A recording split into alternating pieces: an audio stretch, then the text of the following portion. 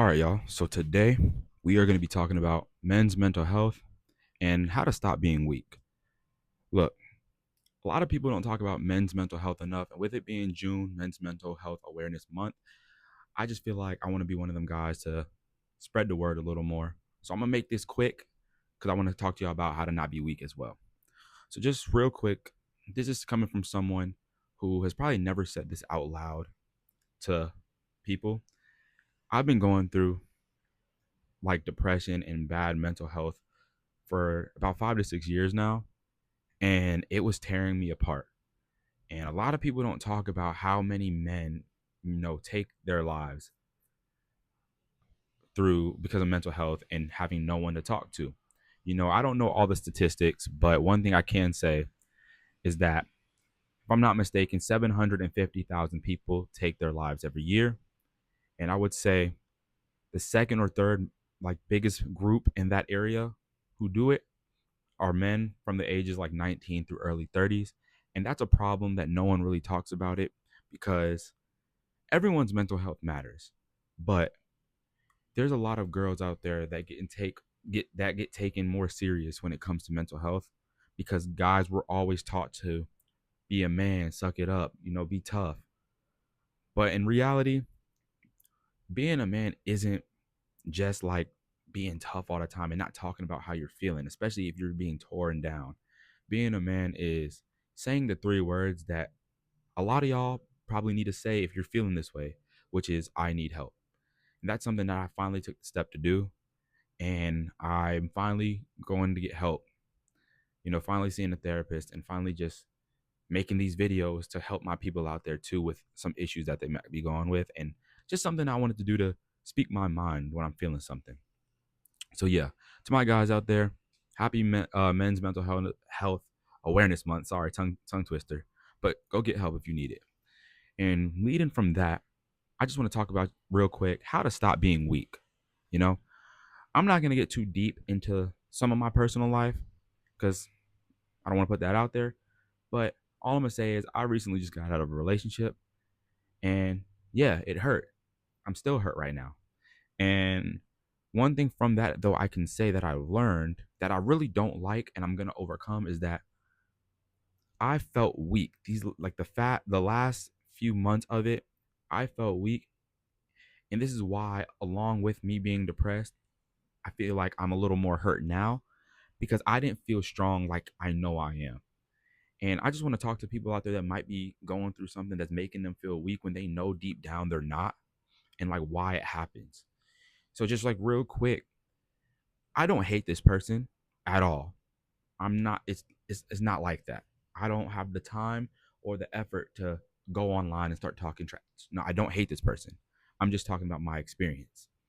And with that being said, the reason I felt weak throughout it is because I know that I'm a very strong person.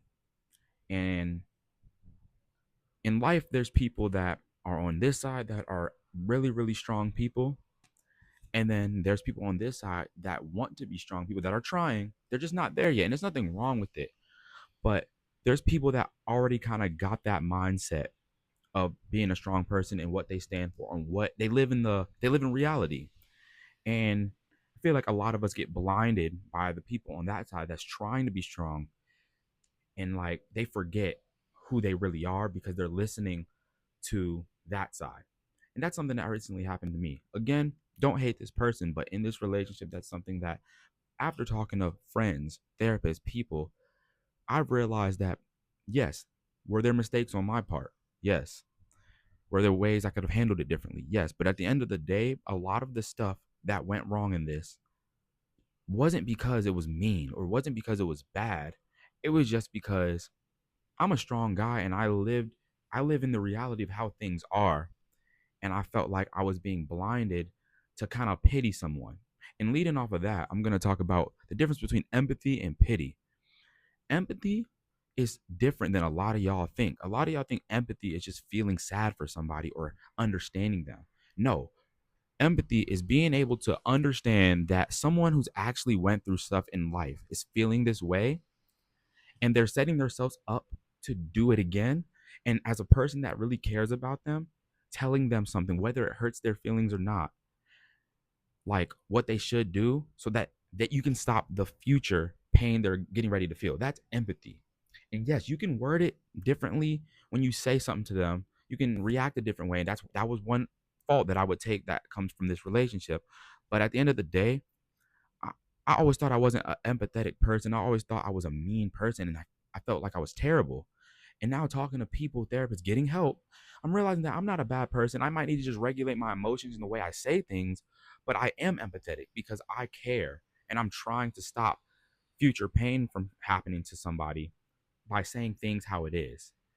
And the other side, which is pity, which is a lot of y'all who think y'all are empathetic, is that no, you only feel sad for someone when you feel like they're beneath you and you just want to keep them in that place and make them feel better for the second, not for the future. The best example I can give is someone who's trying to lose weight, who's clearly 700 pounds and overweight. Being Showing pity to them is saying, "Oh, you're perfect the way you are. You don't need to lose weight, blah blah blah," because you don't want to hurt their feelings. Being empathetic is saying, "No, you're fat. You need to get in the gym and lose weight." Not and you obviously you can word it differently, but you're saying that because you care about them and you want them to be here. You don't want something to happen to them. And that's the best example I can give, but that's how I was feeling the past couple of months in this relationship, where now I'm finally realizing that I was a person that cared so much and I might have worded things in a wrong way, but I wasn't a bad guy. Like I can take fault for what I did wrong, but that was a big thing that happened to me and was put against me, making me feel like I was bad. And really, I just wanted to stop future things from happening. And I might have just said it in a meaner way. But at the end of the day, I was trying to help and I felt weak. And now I'm realizing that no, I'm strong and I live in a reality that I can tell people that I care about the truth. And I guess coming from that, I just want a lot of y'all to know that if you're going through anything, whether it's breakup, relationship, just any friendship, anything that's making you feel weak, and deep down in your soul, you know you're not a weak person. You know you're a good person. And when your intent is like really good for someone, especially that you care about, yeah, it sucks. It feels so bad when you feel like you're a bad person when you're really not, and your intentions were never bad. So that's how I've been feeling lately. And I've realized that I'm not weak. And I hope this helps y'all understand like, you're not weak. You're not a weak person. And if you are not to that strength yet, you'll get there one day. You just got to understand that it's not being mean, it's not trying to hurt your feelings, especially when it's someone you care about. You're not attacking them. You just want them to be safe in the future. You don't want something bad to happen again. And that's what I've learned. And I'm still trying to overcome because this relationship that just ended with me was recent. But look, I'm gonna start making these videos and just talk about stuff that I know a lot of people have trouble talking to people about. So, like I said, like it, comment some questions y'all have. If y'all want another topic that I could talk about, like I said, I've been through a lot of stuff that I can talk about: depression, anxiety, all that. So, if y'all want to see that, comment below, subscribe so y'all don't miss episode number 2. But I don't know what I'm gonna call this. Maybe I'll think of a name about it for it soon. But I hope y'all understand everything. And yeah, I'll catch y'all in the next one.